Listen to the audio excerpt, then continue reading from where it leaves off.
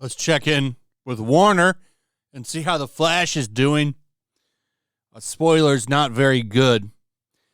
Cosmic Book News here notes that The Flash box office has completely collapsed, and that's completely true. This movie, man, I did not see this coming. I did not see this coming. Had a 72.3 drop on its second weekend. That is really, really bad. Really, really bad. In fact, it's so bad that Warner Brothers is giving out free tickets. I don't know if this is still going on, but it was a thing for a minute. And if you bought one ticket to The Flash, you got one free. So you and someone could go see the movie together, and that person would be free. This is a very desperate attempt to boost the numbers. Artificially, I'd like to add, because who's making money here? Not Warner. So that is a ticket that they are essentially paying for. That's how bad it is. You almost have to kind of wonder if Batman has lost marketing power from this, because this movie was very heavily Batman pushed. Batman was in everything. Ben Affleck Batman, Michael Keaton Batman. And I know the Snyder movies weren't that huge, but Michael Keaton as Batman for sure is. I mean, that's massive legacy. That's what started it all. And even he couldn't get people in seats for this movie. They'd have been better off just doing Batman Beyond.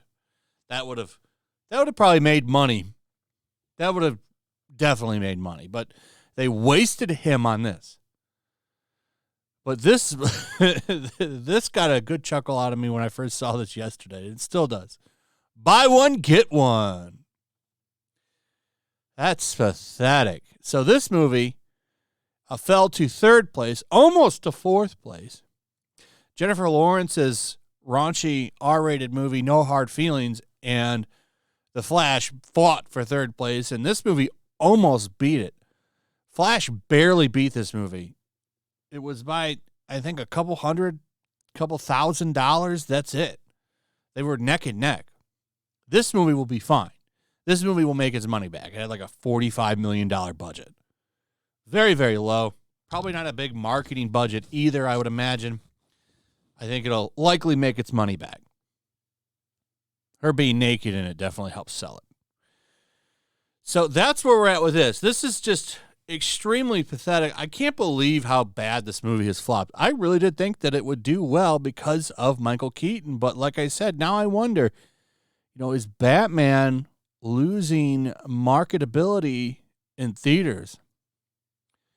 Because, I mean, Batman is right up there with Spider-Man in popularity. And, look, even in this poster, he's right dead in the center like that. I mean, they really did prop him up as an important part of this movie. He's in all of the marketing. Like, you can't find a Flash poster without Batman in it. Unless it's the single ones where they just had single characters in the poster. But if it was a real movie poster, like this, I consider a real movie poster. Like, Batman is, like, even in there, like, look how big he is, right? And he's right in the center. So, I'm kind of shocked. And also happy, because Ezra Miller gets a heavy dose of karma. And like I said on Saturday, he's probably done. I don't think he recovers from this. I don't see Ezra Miller having a big comeback career. This would have been it. If this had done well, I think Miller would have been casted in a bunch of stuff. But because this movie fails, I think people are going to see him as damaged goods now. And let's be real. Miller is damaged goods. So this was really funny.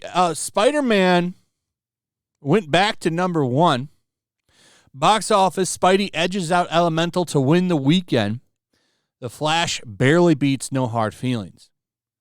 The Flash tumbled more than 70% in its sophomore outing as no film cracked $20 million on a prime summer weekend sending overall revenue down by 19% over the same weekend last year and more than 47% behind 2019. And no movie really truly did good other than Spider-Man, because that movie's been out for like 3 weeks now. And it's already, I'm pretty sure, made its money back. I think Spider-Man's likely in profitability territory because these movies have nice budgets. That's the thing about these Spider-Verse movies. The budgets aren't insane. So they always make their money back. That's why the first one did so good. Like, if you go and you look at the first one's box office, it's not that impressive, but when you go look at the budget, it is. It's a small budget. This one, I think, had a little bit more money in it, but it's still, at the end of the day, not that high. So this movie's likely already making his money back. But you had 2 new movies that came out last week, and they barely cracked 20 million, and they got beaten by a movie that's been out for 3 weeks. Yeah, theaters aren't doing good, and it's only going to get worse. I mean, all of these movies are cannibalizing each other. Next week, Indiana Jones comes out. Indiana Jones, I almost said, because it stars Phoebe Waller-Bridge, not Harrison Ford. But Indiana Jones comes out next week. I think it does okay first weekend. I think it's going to make a little bit more than the estimates have been putting out there. I think it makes about 120 million. But the next week is going to fall off a cliff because I don't think anybody gives a shit about this movie. And once it does come out, you're going to see bad word of mouth pass for this movie because nobody's going to like Phoebe Waller-Bridge, so it's going to collapse. But here are the numbers. Last weekend's leader, The Flash, which had initially come in lower than projections, added 26.6 million in 78 offshore accounts this weekend. Markets this weekend. Dropping by 59%, the Warner Brothers DC Deep Universe title now counts an international running cume of 123.3 million for 211 million worldwide.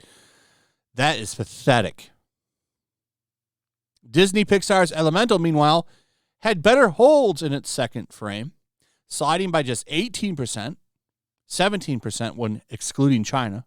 Korea is particularly notable with strong social scores, and this frame was up 17% there, becoming the first movie to overtake local juggernaut The Roundup at number 1, as well as leading over new entry Spider-Man Across the Spider-Verse. In regards to the full sophomore overseas session for Elemental, it was 31.3 million in 40 international markets, bringing the offshore total to 55.6 and a global to 121.1. That's bad. That's really bad. Really bad, actually. So that's where we're at. And look at this. Fast X is at like 689 million global. That's crazy.